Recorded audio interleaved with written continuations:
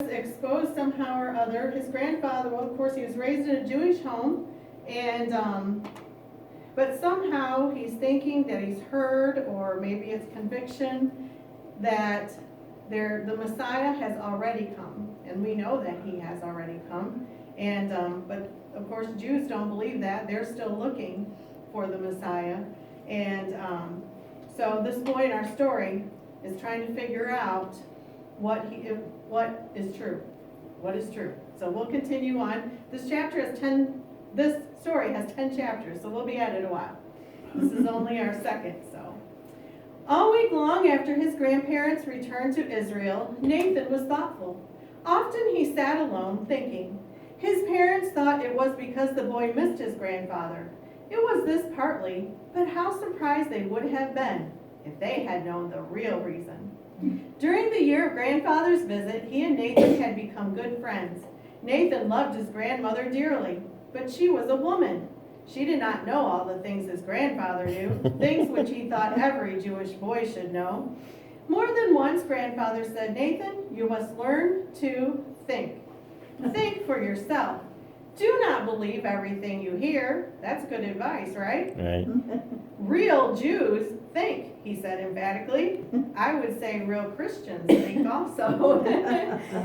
Grandfather had told how real Jews long ago reasoned there would be a war in 1914.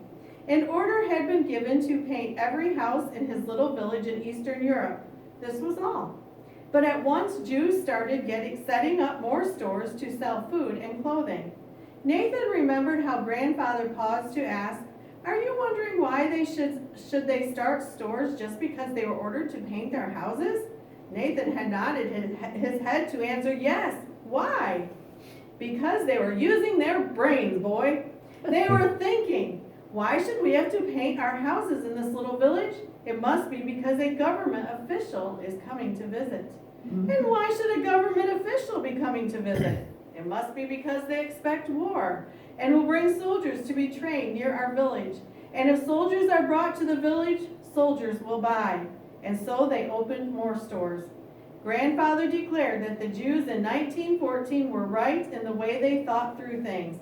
World War I began in Europe that very year.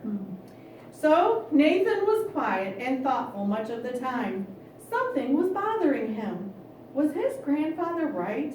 Would Messiah come to Jerusalem and rule the world? Or was it possible Messiah had already come? Somewhere, sometime, someone said this. Where had he heard it? Who had said it? Suddenly Nathan remembered. Yes, he had been going home from school a different way than usual.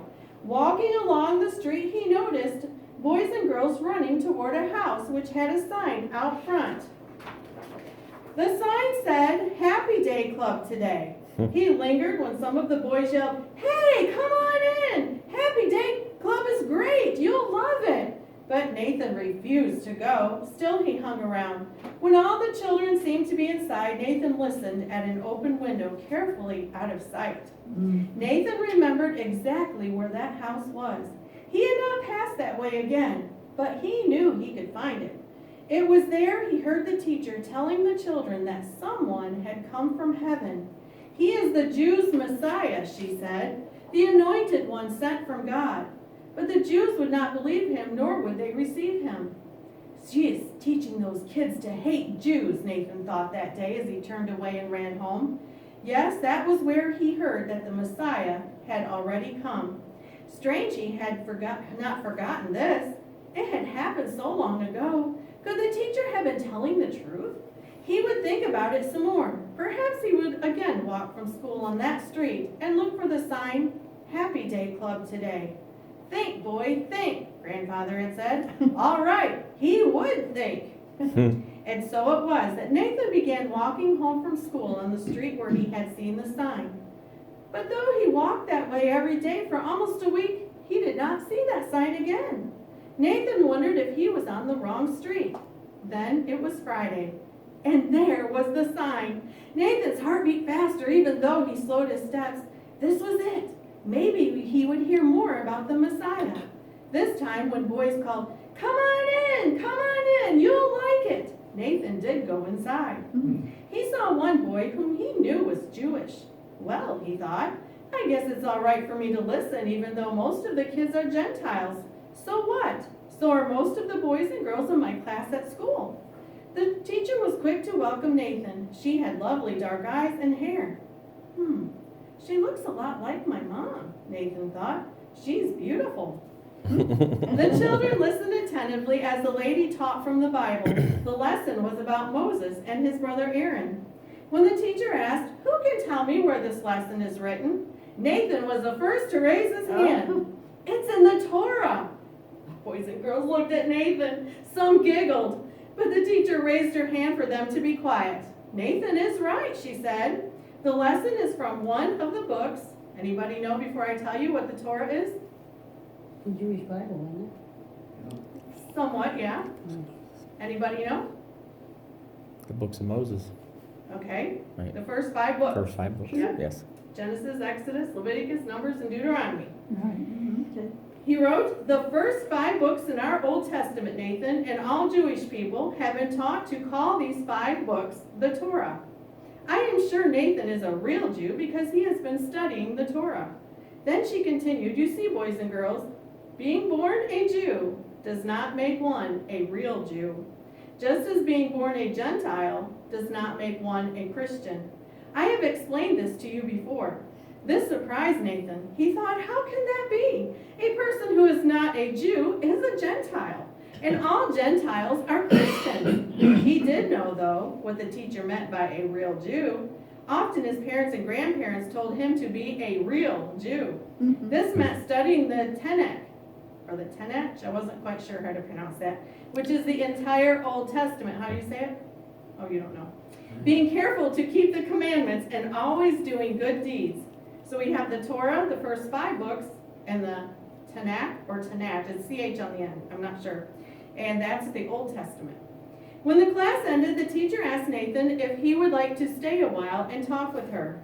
I can see you are a boy who thinks, and maybe you have questions. I like to think also. Shall we talk a little? Because she was kind and seemed to be really interested in him, Nathan decided to stay.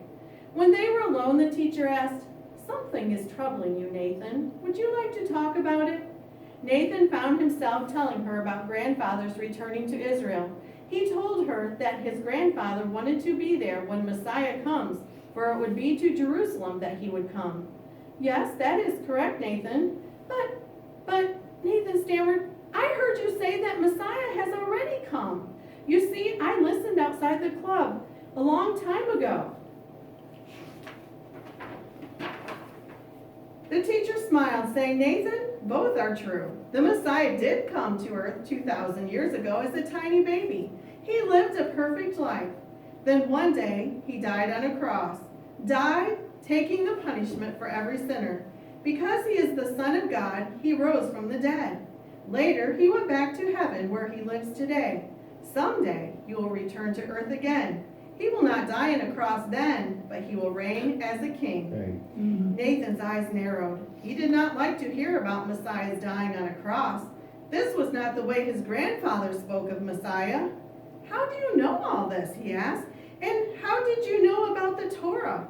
You speak as if you are a Jew yourself. I am, Nathan. Oh. You are? And you talk like a Christian? Nathan, I am both a Jew and a Christian. Want me to tell you about it? No, thank you, Nathan exclaimed, his voice full of contempt. He rose to his feet, saying, this is Friday, and as you well know, the Sabbath begins at sundown. I must hurry home to get ready. Nathan did not mean to be disrespectful, but he could not keep the anger out of his voice. A Jew turned Christian. Ha, he said scornfully. Yet, all the way home, and for weeks afterward, Nathan kept remembering what he heard at Happy Day Club, especially those things which the lovely, dark-haired woman told him. Could it be true? Had Messiah already come? Oh, dear.